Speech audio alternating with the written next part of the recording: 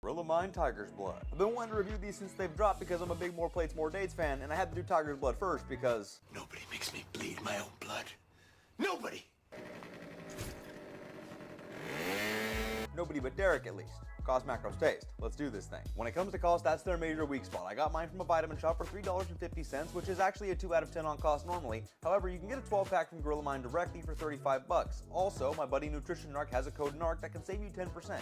That gives it $2.60 per can, and it's 6.5 out of 10. When it comes to macros, this is the one product that I'm not going to argue with anybody on because I do not want the punishment from Daddy Death Star delts. Use foul language in front of a lady.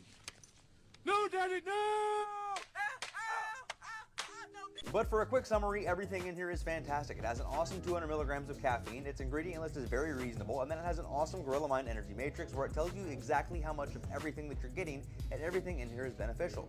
From alpha GPC to L-tyrosine to L-theanine, everything in here is awesome, and Derek is doing an awesome job of getting what you need. So this is going to get the very first 10 out of 10 on macros when it comes to an energy drink. But of course, the most important part, how does this thing taste?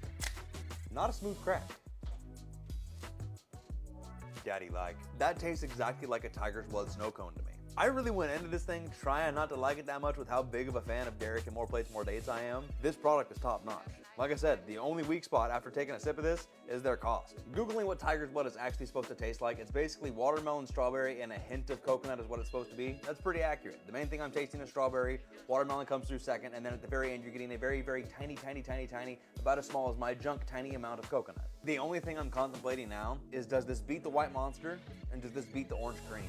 The White Monster is my daily drinker. If this was cheaper, it would be my new daily drinker. So for right now, I'm still giving myself some wiggle room and I'm not gonna give this a 10, but this is getting a 9.5, right on the same level as that Orange Cream and the Johnny Sins White Monster. And eventually we will do a top 5 to see which one is better than the other two.